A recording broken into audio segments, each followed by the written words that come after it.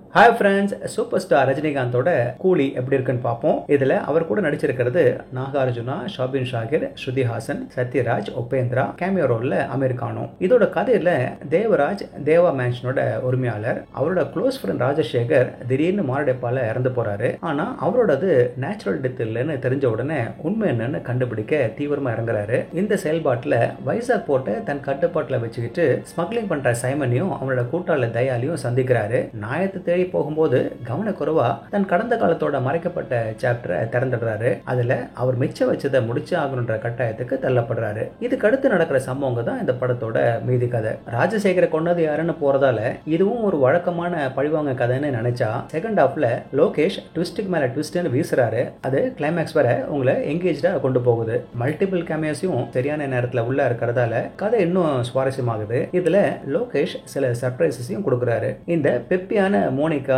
அப்புறம் சிக்குடோ ட்ராக்ஸை தவிர்த்து கதைன்னு பார்த்தா அது ஆவரேஜ் பேஸ்ல தான் போகுது. அதுல கொஞ்சம் கன்ஃபியூஸ் பண்ற சம்பவங்களையும் லோகேஷ் வச்சிருக்காரு. மற்றபடி ரசிகர்களோட விசில் மூமெண்ட்ஸுக்கு பஞ்சமே இல்லை. ஏன்னா 100% மாசபிள் சமாச்சாரங்களா கொட்டி வச்சிருக்காரு. தளபதி படத்துல மம்முட்டியோட கேரக்டர் பேர் தேவான்னு தெரியும். இதுல ரஜினிக்கு பேர் தேவராஜ். அப்புறம் ரஜினி சத்யராஜ் பிளாஷ்பேக் போர்ஷன்ஸ் ஒரே நோஸ்டாலஜிக் மூமெண்ட்ஸ். ரஜினியோட டிஏஜிங் இருக்கு, பக்கா மாசு. ஆனா இன்னும் அந்த தரத்துக்கு வரல. மாஸ் அப்பீலும் எமோஷனல் எலிமெண்ட்ஸோட நுழைஞ்சு அப்படியே கதையை கிரிப்பிங்கா கொண்டு போறாரு லோகேஷ். ஆனா நடுவுல ஒரு கேரக்டர் சுத்தியால் அடிச்சும் மூளை கலங்காம உயிரோட வந்து நம்ம உயிரை வாங்குறாரு. லோகேஷ் ஒரு ஃபேன் பாயா அவரை டைரக்ட் பண்ணியிருந்தாலும் அவரோட ஸ்ட்ராங் பாயிண்ட்ஸை மிஸ் பண்ணிடல. லோகேஷோட டச்சை நிறைய இடத்துல பார்க்கலாம். இதுல ஸ்ருதி ஹாசன் கேரக்டரை ஆங்கர் ஆஃப் த ஃபிலிம்னு சொல்லலாம். நல்ல சாலிடான ரோல். கன்னட ஆக்டர் உபேந்திரா ரஜினிக்கு ரைட் ஹேண்ட் மேனா சைலண்டா தூள் கிளப்புறாரு. ரஜினியை பத்தி சொல்லவே வேணாம். அவரோட எனர்ஜி, ஸ்டைலு, நடிப்புன்னு சமீபத்தில் வந்த அவரோட படங்கள் எல்லாம் மறக்கடிச்சிட்டாரு.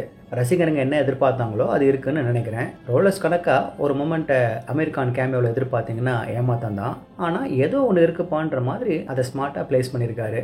கன்னட டிம்பிள் குயின் ரச்சிதா ராமுக்கு சர்ப்ரைஸான கேரக்டர் கலக்கிட்டாங்க. வில்லன் கேரக்டர்ல வர மலையாள ஆக்டர் ஷோபின் ஷாகிர் எல்லாருக்குமே டஃப் கொடுக்குறாரு. ரஜினிக்கு நாகார்ஜுனாவோட ஒரு ஸ்டைலான ஆக்ஷன் வேற இருக்கு. அனிருத்தோட பிஜிஎம் அதகலம், அன்பரியோட ஸ்டென்ட் கோரியோகிராஃபி தனியா தெரியுது. சரி, இதுல இஷ்யூ என்னன்னா நிறைய விஷயங்களை ஓவரா ஸ்டப் பண்ணதுதான். முதல்ல ஒரு ரிவெஞ்ச் த்ரில்லரா ஆரம்பிச்சு அப்படியே ஒரு கிரைம் சிண்டிகேட்டை எக்ஸ்போஸ் பண்றதா முடியுது.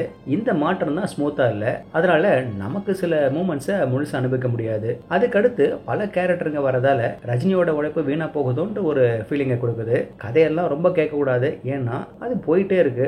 கூலி என்னை பொறுத்தவரை ஃபர்ஸ்ட் ஹாஃபோட வெயிட்டை தூக்குறதுக்கு கொஞ்சம் கஷ்டப்பட்டாலும் அதுக்கப்புறம் கடைசி வரை அடிப்பொலி தான். ரஜினி ரசிகருங்க இன்னும் பல வாரத்துக்கு படத்தை கொண்டு போவாங்கன்னு நினைக்கிறேன். ஆனா குட்டி ரஜினி ரசிகர்களுக்கு கொஞ்சம் கஷ்டம்தான். 36 வருஷம் கழிச்சு இந்த ரஜினி படம் ஏ சர்டிஃபிகேட் வாங்கியிருக்கு. ஓகே ஃப்ரெண்ட்ஸ், இதே போல இன்னொரு சுவாரஸ்யமான பட விமர்சனத்தோட சந்திக்கிறேன். இந்த விமர்சனம் உங்களுக்கு பிடிச்சிருந்துச்சுன்னா உடனடியாக லைக் பண்ணுங்க, ஷேர் பண்ணுங்க. நன்றி.